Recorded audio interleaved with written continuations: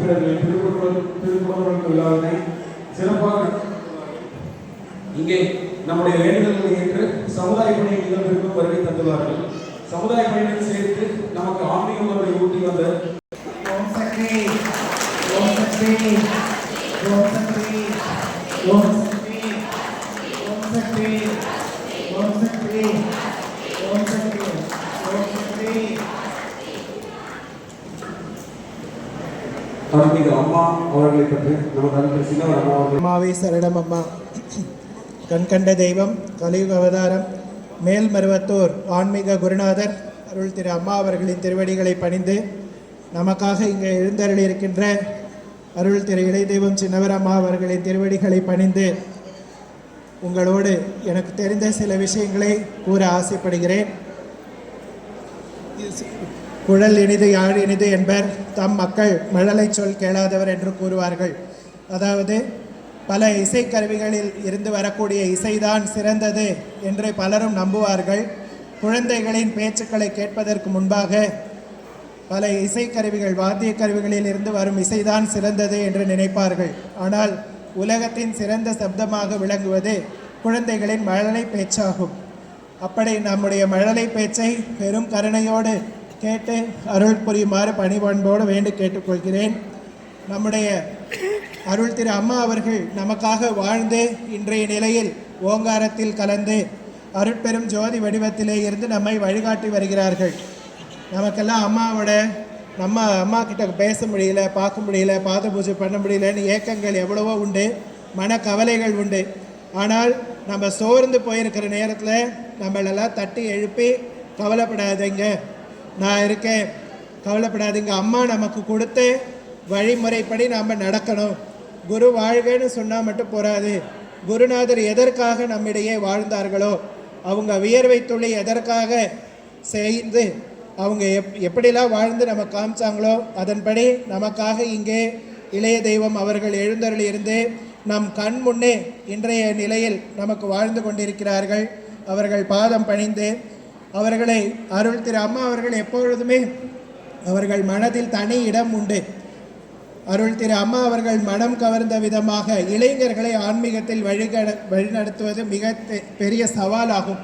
அந்த சவாலான தொண்டினை பல வருடங்களாக சீரோடும் சிறப்போடும் நடத்தி தந்து எங்களை போன்ற நாங்கள் சின்ன குழந்தையாக இருந்ததுலேருந்து அவங்கள பார்த்து தான் வளர்ந்துருக்கோம்.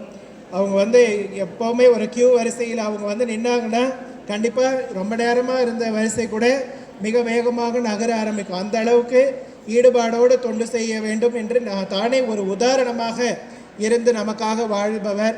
அதே போல காஞ்சி மகா பெரியவர் என்று சொல்லக்கூடிய மகா பெரியவர் அவர்களும் கூட அருள் திரு சின்னவர் அம்மா அவர்களை பார்த்து நல்ல பிள்ளை, கலையான பிள்ளை என்று சொல்வார்களாம்.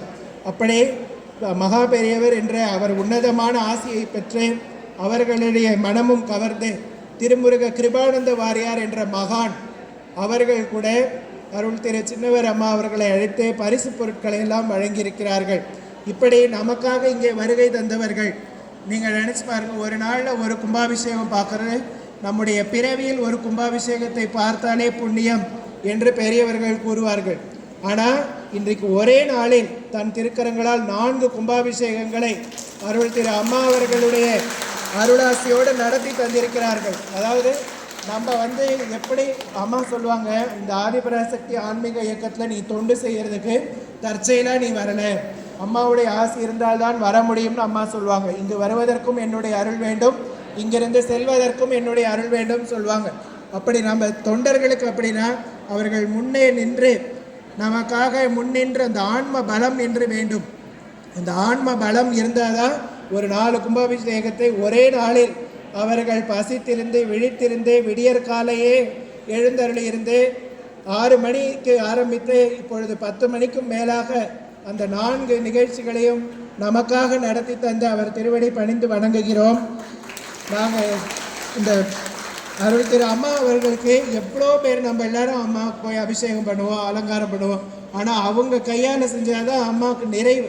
எப்போவுமே ஒரு தைப்பூசம் கோடான கோடி பக்தர்கள் செய்தாலும் அவர்கள் திருக்கரங்களால் தான் அந்த தைப்பூச விழா, அந்த தைப்பூச தண்ணிக்கு நிறைவான இருமுடி அபிஷேகம் செய்ய வேண்டும் என்ற அருள் திரு அம்மா அவர்களுடைய கட்டளை ஆடிப்பூர விழாவிலும் அப்படிதான். நம்ம எல்லாரும் போய் கஞ்சி வார்ப்போம், பால் அபிஷேகம் செய்வோம். ஆனால் அந்த நிறைவான பால் அவர் திருக்கைகளால் இருந்து தான் அந்த பால் அபிஷேகம் செய்து நிறைவு பெறுகிறது. அதே போல சமீபத்தில் நடந்த குரு பீடம், ஒரு வருடம் அம்மா ஓங்காரத்தில் கலந்த பிறகு அதே நாளில் குரு பீடத்திற்கு அபிஷேகம் கும்பாபிஷேகம் செஞ்சாங்க. அதையும் முன்னின்று அவர் திருக்கரங்களால் தான் நடத்தி தந்தார். அப்போ அவங்களுடைய மகிமை என்னன்னு நம்ம புரிஞ்சுக்கணும். அருள் திரு அம்மா அவர்களுடைய அருள் திரு அம்மா ஆச்சாரியனாக அபிஷேகம் 25 வருடம் ஆன பிறகு கருவறையிலே அம்மா அருள் நிலையில இருந்து கலச தீர்த்தத்தை கொண்டு வந்து அம்மா பாதத்தில் ஊற்ற வேண்டும் என்று கட்டளையிட்டார்கள். அது யாரு கொடுத்தாங்கன்னா அவங்க திருக்கரங்களில் அவங்க தான் பண்ணாங்க. அம்மாவே தேர்ந்தெடுத்து இவங்க கையால் தான் பண்ணணும் அப்படின்ற நிலையை உருவாக்கும் பொழுது அப்போ அதே போல் அம்மா அருள் திரு அம்மா அவர்களுடைய பல சக்தி பீடங்களுக்கு முதல் கும்பாபிஷேகமும் அவர் கைகளால் தான் செஞ்சிருக்காரு. 2வது கும்பாபிஷேகங்களையும் அவர்கள் செய்து நமக்காக கொடுக்கும் பொழுது, அதாவது அவங்கள பார்க்க எவ்வளோ அரசியல்வாதிகள் வராங்க, எவ்வளோ ஆன்மீக மடாதிபதிகள் வராங்க, கலைத்துறை சினிமா துறை சேர்ந்தவங்களாம் வராங்க. ஆனால் நம்ம கல்வி நிறுவனங்கள் நடத்துகிறாங்க. இத்தனையிலையும் நமக்காக குழந்தைங்க கூப்பிட்ருக்காங்க. நம்ம போகணும், நம்ம விட்டு கொடுத்துடக்கூடாது, சோர்ந்து போயிடக்கூடாது. அவங்க நம்ம போகணுன்னு நமக்காக வந்திருக்காங்க. நாங்கள் ஏதாவது தெரிஞ்சும் தெரியாமலும் அறிஞ்சும் அறியாமலும் தவறு செய்தால் சின்ன குழந்தைங்களை அம்மா மன்னிக்கிற மாதிரி நீங்கள் பெரிய கருணை பண்ணி எங்களை மன்னிக்கணும்மா, பெரிய மனசு பண்ணணும். அவங்களுக்கு எப்போவுமே அம்மா மீது அலாதி பிரியம், ரொம்ப பாசமானவங்க. இவங்க எப்போ சித்தர் பீடத்தில் இருந்தாலும் அம்மா மனசு சந்தோஷமாக நிம்மதியாக வீட்டுக்கு கிளம்பி போயிடுவாங்க. நம்மளே பார்த்துருக்கோம். ஆடிப்புறம் பல கிலோமீட்டர் கியூ வரிசை இருந்தாலும் இவங்க கடைசியிலேருந்து அனுப்புவாங்க. எப்போவுமே எளிமையாக வர பக்தர்களுக்கு தான் முதல் மரியாதை. அவங்க மனசில் எப்போவுமே அது அவங்க மனசு எல்லாரும் பக்தருக்கும் பக்தர் மனசு குளிர்ந்தா குரு அம்மா மனசு குளிரும்.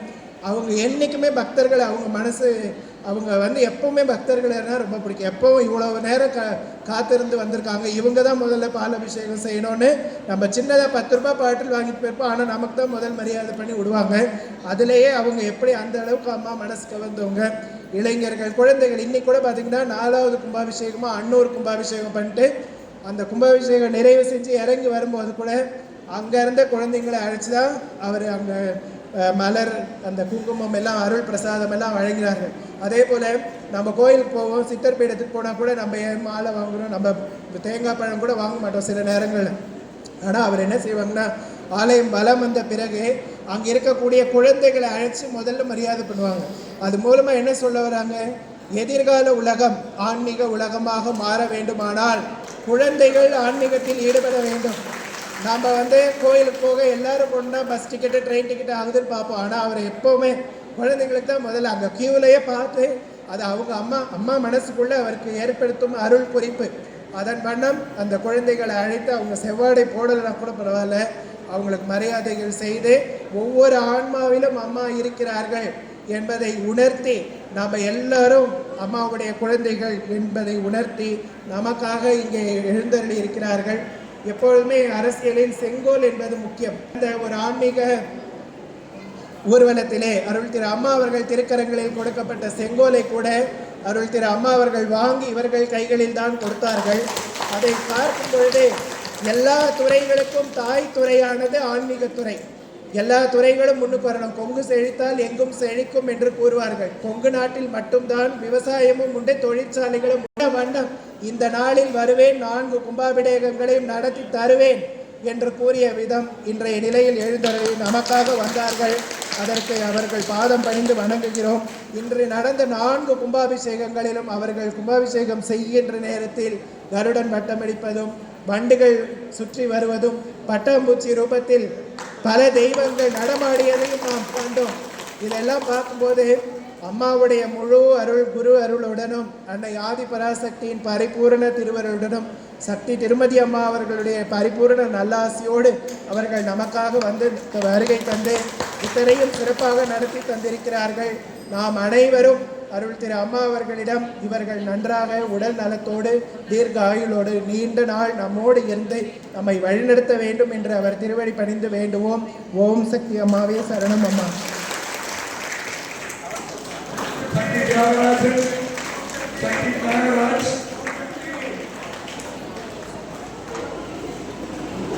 பிரச்சாரக்குழு சுப்பிரமணியம் சக்தி அவர்கள், சக்தி புஷ்பா அவர்கள் வெளியில்